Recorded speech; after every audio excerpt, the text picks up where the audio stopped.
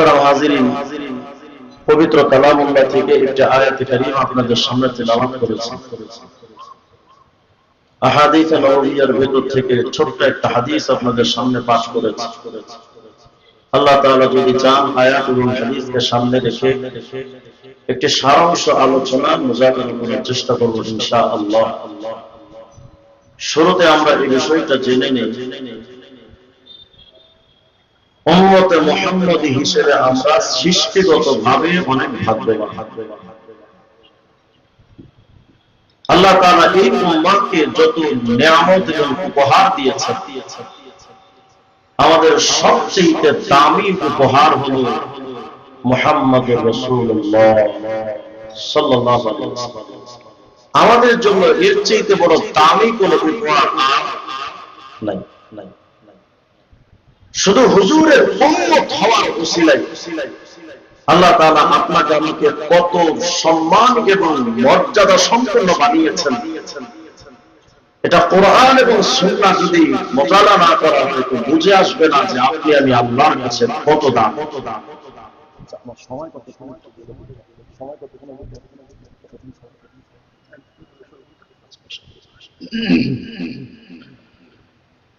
মুহতারাম হাজিরিন, শুরুতে আপনাদেরকে একটি কথা বলবেন।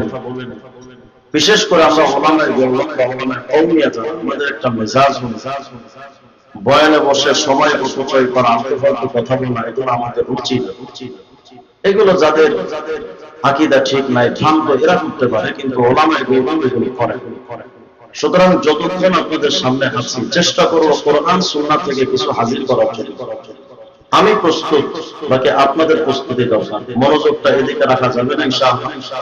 আর যতক্ষণ আছি এটাকে মাহফিল, গতানুগতিক মাহফিল মনে না করে জাস্ট একটা ক্লাস মনে করি যে আমরা কোরআন সুন্নাহর একটা দর্শে বসেছি, এটা মনে করা যাবে না ইনশাআল্লাহ। যদি দর্শে বসেছেন এটা মনে করা যায় তাহলে আশা করি কিছু নিয়ে যাওয়া সম্ভব। আল্লাহ তাআলা আমাদের সবাইকে তৌফিক দান করেন। একটু গলা ছেড়ে চিৎকার দিয়ে বলেন আল্লাহু আকবার। আরো বলে আল্লাহু আকবার। তো উম্মতে মুহাম্মদী হয়ে আপনি আমি কতটা দামি। হাফেজ ইমাদউদ্দিন ইবনে কাসীর রাহিমাহুল্লাহ তাফসীর কোরআনুল আযীম ইবনে কাসীর এর ৮ নম্বর খণ্ডে ৪৪৩ নম্বর পৃষ্ঠার ভিতরে একটা রিওয়ায়াত নকল করেছেন হযরত আলী ইবনে উমাইয়া থেকে রাহিমাহুল্লাহ থেকে বর্ণিত। যাকার রাসূলুল্লাহ সাল্লাল্লাহু আলাইহি ওয়াসাল্লাম আরবাআতান মিন বনি ইসরাঈল। হুজুর আকরাম সাল্লাল্লাহু আলাইহি ওয়াসাল্লাম একদিন সাহাবায়ে কেরামের সামনে আলোচনা করছিলেন। সাহাবীদেরকে বোঝাচ্ছিলেন, সাহাবীরা জানো আগের যুগের উম্মতরা কত বিস্তৃত আমল তারা করেছে, এত এত আমল তারা করেছে। এর মধ্যে কথা বলতে গিয়ে এক পর্যায়ে হাবিবে কিবরিয়া বললেন, দেখো আগের যুগের বনি ইসরাইলের ৪ জন মানুষ এমন আছে যেই ৪ জন মানুষ এত বেশি আমল করত যে আবাদুল্লাহ তামামিনা আমা ৮০ বছর টানা ওই ৪ জন মানুষ টানা ৮০ বছর শুধু ইবাদত করেছে। সুবহানাল্লাহ। কত বছর? ৮০ বছর শুধু আমল করেছেন এমন নয়, এই ৮০ বছরের টোটাল সময় লাম ইয়াসুহু তারফাতা আইন, একটা চোখের পলক সমপরিমাণ ১ সেকেন্ডের জন্য তারা আল্লাহ পাকের নাফরমানি করেন, শুধু আমলই করেছেন টানা ৮০ বছর। আদ-দুররুল মানসুর লিস-সুয়ুতির মধ্যে ১৫ নম্বর খণ্ডের ৫৩৫ নম্বর পৃষ্ঠায় আরেকটা বর্ণনা আছে হযরত মুজাহিদ রাহিমাহুল্লাহ থেকে। কানা ফি বনি ইসরাঈল রাজুল, বনি ইসরাঈলের একজন মানুষ ছিল, যেই মানুষটা ইয়াকুমুল লাইল হাত্তা ইউসবিহ সুম্মা ইউজাহিদু বিন-নাহার হাত্তা ইউমসিয়া ফাফআলা যালিকা আলফা শাহর। হযরত মুজাহিদ রাহমাতুল্লাহ আলাইহি বিশিষ্ট তাবী তিনি বলেন যে বনি ইসরাঈলের একজন মানুষ ছিল, যেই মানুষটা ১০০০ মাস টানা রাতে তাহাজ্জুদ দিনে জিহাদ এভাবে করে ১০০০ মাস কাটিয়ে দিয়েছে। সুবহানাল্লাহ বলবেন না? আচ্ছা কল্পনা করেন তো ৮০ বছর যাবত টানা যে লোকটা ইবাদত করলেন, ১০০০ মাস যাবত যে লোকটা টানা শুধু আল্লাহর ইবাদতে কাটিয়ে দিলেন, তাদের আমলের রসনা, তাদের আমলের বিস্তৃতি কত বিশাল ছিল। তাদের আমলের সামনে যদি আপনার আমল পেশ করা হয়, খুঁজে পাওয়া যাবে। বরং এই উম্মতের এমন মানুষ আছে বেঁচে ছিল 60 বছর, ফেরেশতারা যখন আমলে জিন্দেগি খুঁজবে তো দেখবে যে 55 বছর শুধু আঁখি ঝুলে যেতে বসে। আমাদের তো আমল নাই। আগের যুগের উম্মতের আমল এত বিশাল, আমাদের আমল কম। এতটা শক্ত আল্লাহ তাআলা এই উম্মতের ব্যাপারে ফয়সালা দিয়েছেন সূরা আলে ইমরানের 110 নম্বর আয়াত।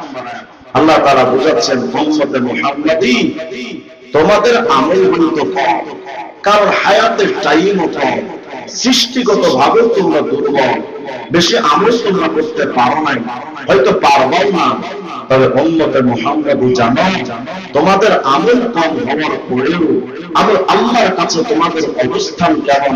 এই উম্মতে মুহাম্মাদি কুনতুম খায়রা উম্মাহ, অতীতে যত উম্মত এসেছে সমস্ত উম্মাহর ভিতরে আমি আল্লাহর কাছে উম্মতে মুহাম্মাদি তোমাদের দাম সবচেয়ে বেশি। সহিহ বুখারী 6887 নম্বর হাদিস আছে। হযরত আবু হুরায়রা রাদিয়াল্লাহু আনহু থেকে বর্ণিত হাদিস, হুজুর বলেন, নাহনুল আখিরুন, এই উম্মতে মুহাম্মাদি আমার উম্মত শোনো, আমরা তো এসেছি দুনিয়ায় সবার পরে, আস-সাবিকুনা ইয়াউমাল কিয়ামা, কিন্তু কিয়ামতের ময়দানে জান্নাতে যাওয়ার সিদ্ধান্ত যখন আসবে, হুজুর আকরাস বলেন, আমার উম্মত যদিও আসলো সবার শেষে, কিন্তু আল্লাহ পাকের জান্নাতে প্রবেশ করবে সবার আগে। আচ্ছা বলেন তো, এই যে মর্যাদা, শান আর মান এই উম্মাহ পেল, এই মর্যাদা কি আমরা আমলের বিস্তৃতি বা বৃদ্ধির কারণে এই ফজিলত পেয়েছি? অনেক বেশি এলেন এজন্য পেয়েছি? শুধু একটা কারণে পেয়েছি, সেটা হলো আমাদের নবী, আখির নবী হযরত মুহাম্মদুর রাসূলুল্লাহ সাল্লাল্লাহু আলাইহি ওয়াসাল্লাম। শুধু হুজুরের উম্মত হওয়ার উসিলায় আল্লাহ তাআলা আপনাকে আমাকে এতটা শান দিয়েছেন, এতটা মান দিয়েছেন, এতটা ইজ্জত দিয়েছেন, যেটা আফসোসের সাথে বলতে হয়, যে নবীর জন্য আমরা এতটা দাম পেলাম, এতটা মান পেলাম, এতটা সম্মান পেলাম, যে হুজুরের আকদাসের উসিলায় আপনি আমি এতটা আল্লাহর কাছে মর্যাদা সম্পন্ন হলাম। আজ আফসোসের সাথে বলতে হয়, সেই উম্মতের চেহারার দিকে তাকাইলে মাথা থেকে পা পর্যন্ত উম্মতে মুহাম্মাদের ভিতরে নবীর ইজ্জতকে খুঁজে পাওয়া যায় না, নবীর প্রতি সম্মান প্রদর্শন এই উম্মতের মধ্যে খুঁজে পাওয়া যায় না। যে নবীর ওসিলায় এতটা দাম পেলাম, আমরা সেই নবীকে দাম দিলাম না। আমার মাথার দিকে তাকাইলে উম্মতে মুহাম্মাদের মাথার দিকে তাকাইলে মাথায় নবীর টুপি নাই, গায়ে নবীর পাঞ্জাবি নাই, শরীরের মধ্যে নবীর সুন্নাহ নাই, এরা চুল কাটে মেসি আর নেইমারের মতো। হুজুর আকদাসের সুন্নাত তরিকায় আমরা চুল কাটতে অভ্যস্ত হলাম না। আমার দাড়ির কাটিংটা হচ্ছে বিধর্মীদের কালচারে, নবীর সুন্নাত তরিকায় আমার দাড়ির কাটিংটা হতো না। আমি আওয়ামী করি, বঙ্গবন্ধুর মতো আমি কোট লাগাইতে শিখেছি, কিন্তু উম্মতে মুহাম্মাদি হয়ে আমার শরীরের মধ্যে নবীর সুন্নাতি পোশাকটা ঢুকবে, এই মেজাজ আপনার আমার আজ পর্যন্ত তৈরি হলো না। আমাদের কথার মধ্যে নবীর সুন্নাহ নাই, আমাদের মুআমালার মধ্যে নবীর সুন্নাহ নাই, আমাদের ব্যবসা বাণিজ্যের মধ্যে নবীর সুন্নাহ নাই। খবর নিয়ে দেখবেন, নবীর সুন্নাহ অনুযায়ী মুসলমানের অধিকাংশ মুসলমান নবীর সুন্নাহ অনুযায়ী ব্যবসা বাণিজ্য করে না। অথচ হিন্দুরা তার খরিদ্দারদেরকে কোনোদিন ওজনে কম দেয় না, হিন্দুরা তার খরিদ্দারদেরকে ঠকাইতে চায় না, কিন্তু উম্মতে মুহাম্মাদি খরিদ্দারদেরকে ঠকাচ্ছে, দ্রব্য মূল্যে ভাষণ দিচ্ছে। ব্যক্তি জীবনে নবী মানি না আমরা, পারিবারিক জীবনে নবী মানি না আমরা, আমাদের ঘরে খাওয়ার স্টাইলটা হচ্ছে বিধর্মীদের কালচারে টেবিল বিছিয়ে, হুজুর আকদাসের সুন্নাত তরিকায় দস্তরখান বিছিয়ে খানা খাওয়ার নেশা আজও পর্যন্ত উম্মতে মুহাম্মাদির তৈরি হলো না। আমাদের কোন ক্ষেত্রে নবী আছে? আমরা বিয়ে শাদী করতে যাচ্ছি, ওটাও নবীজির সুন্নাত তরিকায় হয় না। আমাদের বিয়ে শাদী হচ্ছে হিন্দুদের প্রথায়, নবীজির সুন্নাহ মোতাবেক আমাদের বিয়ে শাদী হয় না। তো আমাদের ব্যক্তি জীবনে নবীর সুন্নাহ নাই, পারিবারিক জীবনে নবীর সুন্নাহ নাই, সামাজিক জীবনে যারা সমাজপতি হন, যারা সমাজের লিডার হন, তাদের বিচার সালিশের দিকে তাকাইলে দেখা যায় নবীর আদর্শ অনুযায়ী তারা বিচার সালিশ করে না।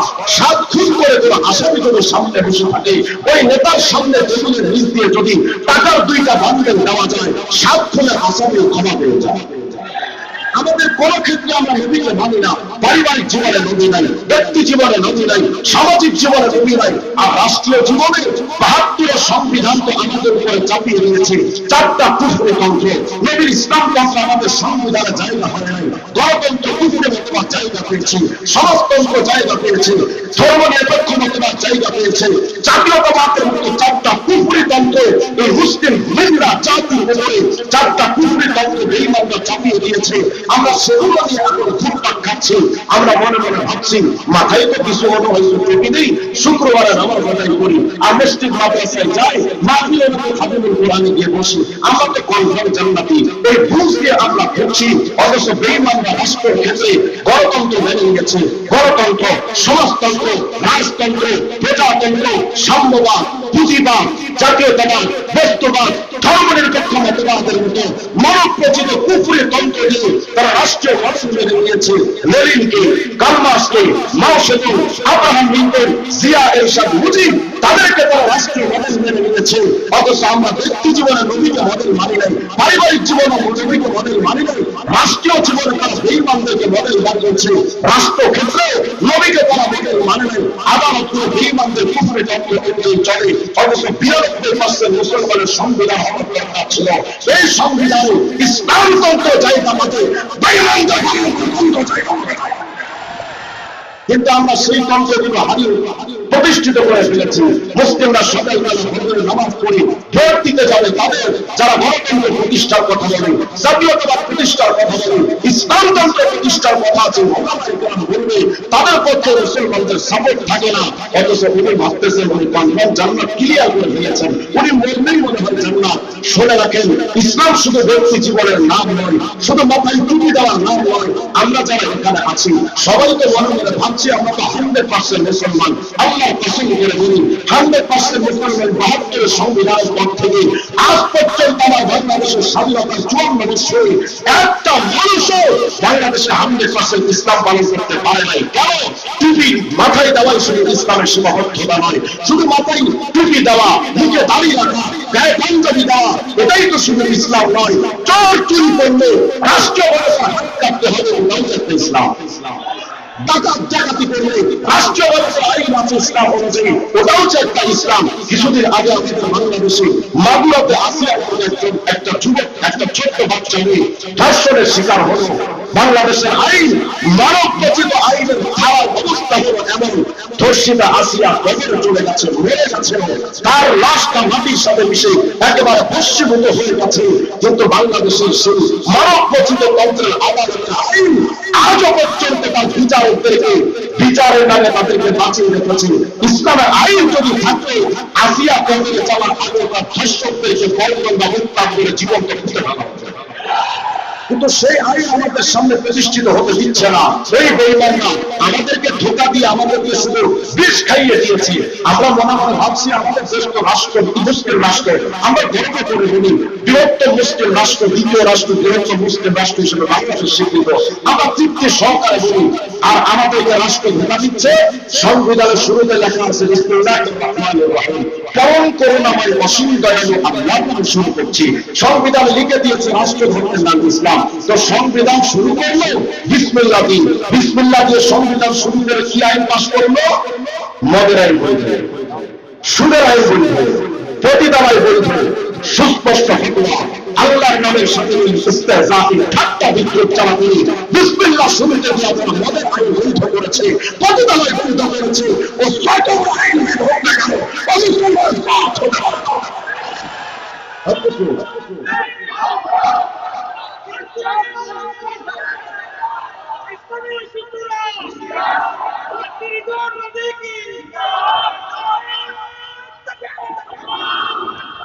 আমরা বেঈমানদের তন্ত্র নিয়ে খুশি হয়ে গেছি।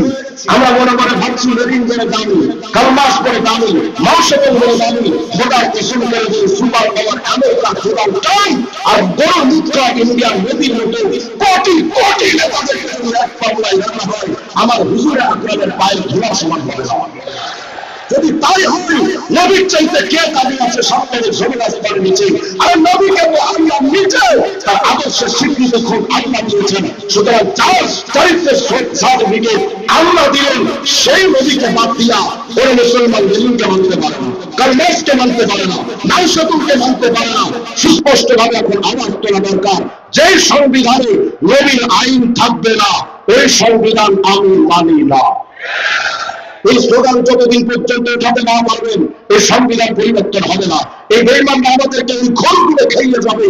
আমাদের বড় বড় লিডার, বড় বড় নেতারা আমাদেরকে বলে, হুজুর আপনারা এই যে মুহাম্মদের কথা কন, মুহাম্মদ তো এসেছিল 1400 বছর আগে, তো মুহাম্মদের আইন যদি রাষ্ট্র চলে তো দেশটা 1500 বছর 1400 বছর আগে পিছিয়ে যাবে না?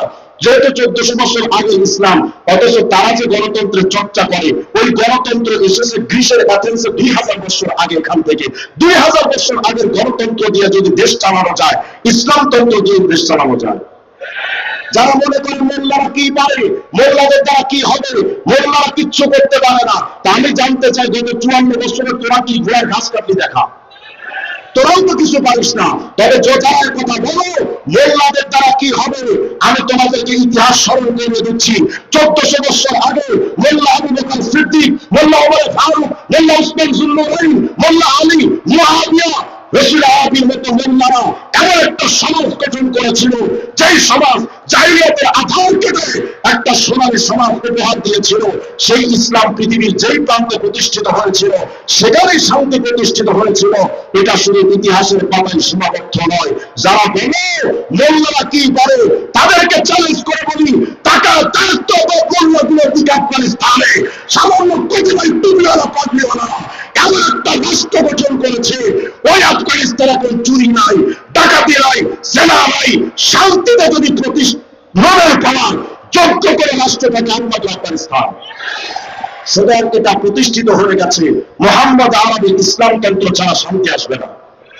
আমরা মনে মনে ভাবছি এদের দিয়ে শান্তি আসবে, আমরা মনে মনে ভাবছি লেনিন তো অনেক দামি মানুষ, কার্ল মার্কস তো অনেক দামি মানুষ, তারা তো বিশ্ব নেতা ছিল। আরে বেটা, যেই লেনিন কার্ল মার্কস বিশ্ব নেতা ছিল, আর আমার মুহাম্মদ রাসূলুল্লাহ তো পুরা জাহান, পুরা জগৎ, পুরা সৃষ্টি জগতের নেতা। কিভাবে আমি আপনাদেরকে হুজুরের শান শোনাই বলেন? তবে খুলে দেখেন আসিরাতুল মুনির নামক কিতাব, খণ্ড 3 পৃষ্ঠা 15। চলেন না আজকে আমাদের নবীর শান নিয়ে কিছু বলি। একটা ছেলে আজকে একটা রাসূল আরবি আলাইহিস সালামের খতমে নবুয়তের শান একটা তারানা পড়েছে, একটা নাম করেছে। কি চমৎকার তার সিদ্ধান্তগুলো ছিল। যারা নবীকে আখির নবী মানে না তারা সুস্পষ্ট কাফের। অথচ আমরা এই ব্যাপারটা ক্লিয়ার না। অনেকে মুসলমান এখানে আছে কাদিয়ানীদের আকীদা পর্যন্ত জানে না, রাসূল আরবিকে তারা চিনে না, খতমে নবুয়তের ব্যাপারেও জানে না। অথচ তাদের এটা জানা দরকার ছিল, আমার নবী এত দামি, ওই নবীর পরে অন্য কোন নবীকেও মানা যায় না। আর কার মানা যাবে? আমার নবীকে তো আদম পর্যন্ত মেনেছে, আমার নবীকে তো খলিলুল্লাহ ইব্রাহিম পর্যন্ত মেনেছে। আমার নবীকে মানতে এই আখিরি জামানায় কিয়ামতের আগে ঈসা ইবনে মারইয়াম নামক একজন নবী, জলিলুল কদর নবী, তিনি আসবেন ঈসা এই পৃথিবীতে, কিন্তু ঈসা নবী এসে নিজের ধর্ম পালন করতে পারবেন না। ঈসা নবী আমার নবীর মতো টুপি মাথায় দিবেন, ঈসা নবী আমার নবীর মতো দাড়ি রাখবেন, ঈসা নবী আমার নবীর মতো পোশাক পরবেন, ঈসা নবী আমার নবীর শরীয়ত মানবেন। এটাই সুস্পষ্ট। আল্লাহর সত্য নবী ঈসাও যদি আমার নবী ছাড়া অন্য কিছু মানতে না পারে, তাহলে এই জামানায় মির্জা কাদিয়ানীর কুলাঙ্গার উম্মতেরা মির্জা কাদিয়ানীকে মেনে মুসলিম যে দাবি করে, ওদের শিক্ষা একমাত্র জুতা পিটা। নবীকে মানা যায় না অন্য কেউ, আমার নবী ছাড়া আর কাউকে মানা যায় না। চলেন না আজকে আমার নবীর শান আপনাদেরকে একটু শোনায়, যেমন নবী কত দামি ছিলেন। খোলেন আসিরাতুল মুনির নামক কিতাব, খণ্ড 3 পৃষ্ঠা 15। আল্লাহর হাবিব যখন মেরাজে যাবেন মসজিদে হারাম থেকে মসজিদে আকসা, হুজুরের সাথে ছিলেন হযরত জিবরিল আমিন আলাইহিস সালাম। যখন মসজিদে আকসায় হুজুর হাজির, সাল্লাল্লাহু ওয়া জিবরাইল কুল্লু ওয়াহিদ রাকাতাইন, 2 রাকাত নামাজ আদায় করলেন মসজিদে আকসায় গিয়ে। জিবরাইল বললেন, নবীও বললেন, 2 রাকাত নামাজ আদায় যখন হয়ে গেল, জিবরিল আমিন তাকায় দেখলেন মসজিদে আকসায় তো আমরা এখন এসেছি, কিন্তু মসজিদে আকসায় কোনো লোকজন তো নাই। কারণ রাত্রবেলা মসজিদে আকসায় কে বা থাকবে? হুজুরকে স্বাগতম জানাবে, সালাম দিয়ে মারহাবা জানাবে, এমন কোন লোক মসজিদে আকসায় নাই। কি করা যায়? হযরত জিবরিল আমিন দেখলেন কাউকে না কাউকে তো দরকার। ফাআযানা জিবরাইল আল মালায়েকা, জিবরিল আমিন এবং ফেরেশতাদেরকে ডাক দিলেন। ওয়া নাযালাত মিনাস সামা, আসমান থেকে কাতারে কাতারে ফেরেশতারা নেমে আসলো। ওয়া হাশারা লাহু জামিআল মুরসালিন ওয়াল আম্বিয়া, সমস্ত নবীগণ হাজির, রাসূলগণ হাজির। মুহূর্তের মধ্যে পুরো মসজিদে আকসা লোকে লোকারণ্য হয়ে গেছে। কিন্তু আজকে মসজিদে আকসায় এসেছেন কারা? যারা এসেছেন কেউ বা নবী, কেউ বা রাসূল, কেউ বা ফেরেশতা। এখানে আপনার আমার মতো কোনো আলতু ফালতু লোক না, সবাই নবী, রাসূল, ফেরেশতা। আচ্ছা কল্পনা করেন তো, যেই মসজিদে আকসায় নবী, রাসূল, ফেরেশতাদের দিয়ে পুরো মসজিদে আকসা ভরপুর, এই দৃশ্যটা কত চমৎকার, কত মুনাফফার। এমন দৃশ্য আল্লাহর হাবিব তাকিয়ে দেখছেন। ফাআরাফান নবী আন নবিয়্যিন, আপনার আমার নবী তাকালেন, তাকিয়ে চিনতে পারলেন। মিন বাইনি কাইম রাকা ওয়া সাজিদ, হুজুর আকরাম তাকালেন, ওই যে বাবা আদম এসে গেছেন, ওই যে খলিলুল্লাহ ইব্রাহিম, ওই যে কালিমুল্লাহ মুসা, ওই যে রূহুল্লাহ ঈসা, ওই যে জবিহুল্লাহ ইসমাঈল, সমস্ত নবীরা মসজিদে আকসায় ভরপুর হয়ে গেছে। সমস্ত নবীদের আগমনে কেউ দাঁড়িয়ে নামাজ পড়ছেন, কেউ রুকুতে আছেন, কেউ সিজদায় আছেন। হুজুর আকরাম সবাইকে দেখতেছেন। ইতিমধ্যে ফাআযানা মুআদ্দিন, জনক ব্যক্তি আযান দিয়ে বসলো মসজিদে আকসায়। ওয়া উকিমাতিস সালাহ, ইকামত হয়ে গেল। আযান ইকামতের পর ফাকামু সুফুফা, সবাই কাতারবন্দি হয়ে দাঁড়িয়ে গেলেন। যেহেতু আযান ইকামতের পরে জামাতের শুধু নামাজটা বাকি থাকে, সবাই জামাতে দাঁড়িয়ে গেছেন। আজকে মসজিদে আকসার কাতারে যে মুসল্লি যারা, এরা সাধারণ কোনো মানুষ না, কেউ বা নবী, কেউ বা রাসূল, কেউ বা ফেরেশতা। আচ্ছা কল্পনা করেন তো, নবী, রাসূল, ফেরেশতাদের এই জামাতের এই কাতারগুলো কত চমৎকার, কত দামি হতে পারে। সবাই তো দাঁড়িয়ে গেছেন ঠিক, কিন্তু ইয়ানতাজিরুনা মা ইয়াকুমুহুম, সবাই অপেক্ষমান ছিলেন আজকের এই দামি জামাতে ইমামতি করতে পারে এমন মহান ইমাম সাহেবকে। বাবা আদম আবুল বাশার, আরে তিনি তো ইমামতি করার সাহসই পান না। খলিলুল্লাহ ইব্রাহিম মুসলিমুল্লাহ বাবা, তিনিও সামনে যাওয়ার হিম্মত করেন না। সবাই দাঁড়িয়ে আছেন কিংপতন নীরবতা, নিস্তব্ধতার আধার, কে সামনে এগিয়ে যায় না। ইমামতের মুসল্লা খালি, কিন্তু প্রত্যেকটা কাতারে নবী, রাসূল, ফেরেশতারা মুক্তাদি। ইমামতের মুসল্লা খালি। জিবরিল আমিন দেখলেন কি করা যায়। সমস্ত মুসল্লিরা তো কাতারবন্দি হয়ে দাঁড়ানো, ইমামতি করবে কি? হযরত জিবরিল আমিন আসছেন। এরা উম্মতে মুহাম্মাদি চিল্লানো নবীরে, যা আপনার আমার নবী কত দামি, তো শোনেন। আল্লাহর হাবিবকে যখন দাঁড়িয়ে আছেন, আদম, ইব্রাহিম সবাই দাঁড়ায়, হযরত জিবরিল আমিন এসেছেন আপনার আমার নবীর কাছে। ফাআখাযা জিবরাইল বিয়াদিহি সাল্লাল্লাহু আলাইহি ওয়াসাল্লাম ফাকাদ্দামা, আপনার আমার রাসূলের হাতটা ধরে জিবরিল আমিন বলছেন, ওগো আব্দুল্লাহ পুত্র মুহাম্মদ, আজকের এই দামি জামাতে ইমামতি করতে পারে, আরে এমন মহান যোগ্যতা আর কার আছে? মুহাম্মদ তুমি সামনে এগিয়ে যাও, নবী, রাসূল, ফেরেশতাদের ইমাম হয়ে যাও। আপনার আমার নবী তো সমস্ত ফেরেশতাদের ইমাম, নবী এবং রাসূলদের ইমাম, সমস্ত জাহানের ইমাম। আরে ওই নবীকে আপনি আমি চিনতে পারলাম না, তো এই জগতে না চিনেন, চিনবেন তো একদিন। খোলেন না সহিহ বুখারীর 2412 নম্বর হাদিস। হুজুর বলেছেন, জানো না, ফাইন্নান নাস ইয়াসআকুনা ইয়াওমাল কিয়ামা, কিয়ামতে ইসরাফিলের সিংহায় ফুৎকার দিলে সমস্ত মানুষ তো বেহুশ হয়ে যাবে। চিনলা না আমি মুহাম্মদকে, ফাআকুনু আউওয়ালা মান তানশাক্কু আনহুল আরদ, এই জমিন ফেলে সর্বপ্রথম কিয়ামতে যিনি উঠবে তিনি আর কেউ না, আমি মুহাম্মদুর রাসূলুল্লাহ। খোলেন জামে তিরমিজির হাদিস 3615 নম্বর হাদিসটা তালাশ করে দেখেন। আজকে তো আপনি অনেক তরুণের নেতা বানান, হয়তো ব্যক্তি জীবনে মুহাম্মদ আরবির আদর্শ মেনে টুপি মাথায় দিয়েছেন, গায়ে পাঞ্জাবি লাগিয়েছেন, কিন্তু আপনার রাজনৈতিক দর্শন কি? আপনার রাজনৈতিক নেতা কি লেনিন হবে, কালমাস হবে, মাও সেতুং হবে, না মুহাম্মদ রাসূলুল্লাহ হবে? হয়তো দুনিয়াতে আমরা নবীকে রাষ্ট্রীয় মডেল মানলাম না, তবে কিয়ামতের ময়দানে নবী ছাড়া আর কোনো বিকল্প রাস্তা থাকবে না। এটা আমার কথা নয়, হুজুর বলেছেন, এই উম্মত ছিল না আমারে, ana সাইয়্যিদে বুলদি আদম ইয়াউমাল কিয়ামতি ওয়ালা ফখর, কিয়ামতের ময়দানে আমি মুহাম্মদ সমস্ত ডাক্তারদের নেতা, ডক্টরদের নেতা, পলিটিশিয়ানদের নেতা, বিজনেসম্যানদের নেতা, আরে আরবি বলো আর আজমি, দেশি বলো আর প্রবাসী, নবী রাসূল আর ফেরেশতা, কিয়ামতের ময়দানে কোথায় তোমার লেনিন, কালমাস, মার্শাল, আব্রাহাম লিঙ্কন, কোথায় তোমার জিয়াউর সাদার মুজিব? কিয়ামতের ময়দানে কোন নেতা থাকবে না, শুধুমাত্র একজন নেতা, মুহাম্মদ রাসূলুল্লাহ। আপনি আর তো নবী সুন্নাতের ইসলামের পতাকা নিচে আসতে চায় না। মুসলমানকে যদি বলি, ভাই একটু মাথায় টুপিটা দেন না, গায়ে পাঞ্জাবিটা লাগান না, মুখে দাড়িটা রাখেন না, এই উম্মতে মুহাম্মদের কণ্ঠ থেকে আওয়াজ ভেসে আসে, হুজুর দাড়ি টুপি পাঞ্জাবি লাগাইলে তো লজ্জা লজ্জা লাগে। শোনা রাখো উম্মতে মুহাম্মাদি, যে দাড়ি টুপি পাঞ্জাবি নিয়ে ঘুরতে আস তোমার লজ্জা হয়, আগামীকাল কিয়ামতে ওই দাড়ি টুপি পাঞ্জাবি নূর ছাড়া কিয়ামতে দাঁড়াইতে ভয়ে তোমার ভেতরে অন্তরাত্মা ভূমিকম্পের মতো থরথর করে কাঁপতে থাকবে। কেউ তোমাকে বাঁচাতে আসবে না। নবীর ছায়াতলে আপনাদের আসলাম না, গণতন্ত্রের ছায়ায় আশীর্বাদ দিতে যাচ্ছি, জাতীয়তাবাদের ছায়ায় আশীর্বাদ দিতে যাচ্ছি, অন্যান্য বিষয়ের সাথে আপনি আমি সীমাবদ্ধ থাকতেছি, কিন্তু আমি ইসলামের সিয়াসত করি না, ইসলামের রাজনীতি করি না। তার মানে আমি রসুলের ইসলামকে আমি প্রতিষ্ঠিত হোক এটা আমি চাচ্ছি না। তবে আপনি আমি যদি না মানি কি আসে যাবে? হুজুর বলেন, জামে তিরমিজির হাদিস 3655 নম্বর হাদিস, হুজুর বলেছেন, এই উম্মত, দুনিয়াতে আমার ইসলামের পতাকার নিচে আসলা না তো শোনো কিয়ামতে কি হবে। ও বিয়াদি রিয়াউল হামদি ইয়াউমাল কিয়ামতি ওয়ালা ফাখর, কিয়ামতের ময়দানে আমি মুহাম্মদের হাতে একটা প্রশংসার ঝান্ডা থাকবে, পতাকা। নবী নবীগণ ইয়াউমা ইযিন